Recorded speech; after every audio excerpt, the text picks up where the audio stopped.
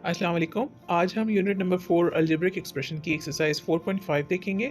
इसके अंदर हमें कॉन्सेप्ट दिया गया है रिमाइंडर थ्योरम, जो कि हम अपने नेक्स्ट चैप्टर नंबर 5 के अंदर डिटेल में देखेंगे। रिमाइंडर थ्योरम बिल्कुल उसी तरीके से हम सॉल्व करते हैं जिस तरीके से हमने अपनी पिछली एक्सरसाइज में डिवीजन देखा था। यहाँ पे हमें क्वेश्चन नंबर 1 हमने यहाँ पे लिया है इसका फर्स्ट पार्ट। इसमें कहा गया है x cube minus two x square plus x minus three is divided by x minus two. तो जैसे हमने एक्सरसाइज 4.4 के अंदर डिवीजन करी थी, बिल्कुल उसी तरीके से हम यहाँ पे डिवीजन करेंगे।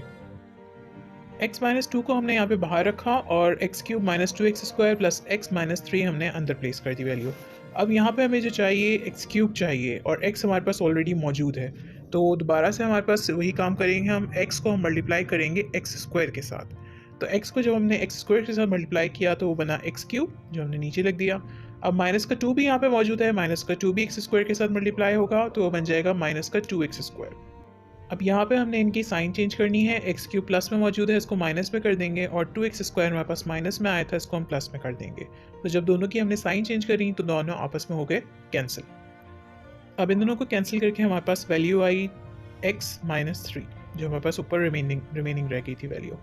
अब यहाँ पे हमने x चाहिए हमें और माइनस का 3 चाहिए। x हमारे पास ऑलरेडी मौजूद है, तो सिंपली हमने इसको x को 1 से मल्टीप्लाई करना है और उसके बाद x 1 x आ जाएगा, माइनस माइनस प्लस होगा, दोबारा से मल्टीप्लाई करेंगे हम इसको 2 को 1 से, 2 1 2 आ जाएगा हमारे पास।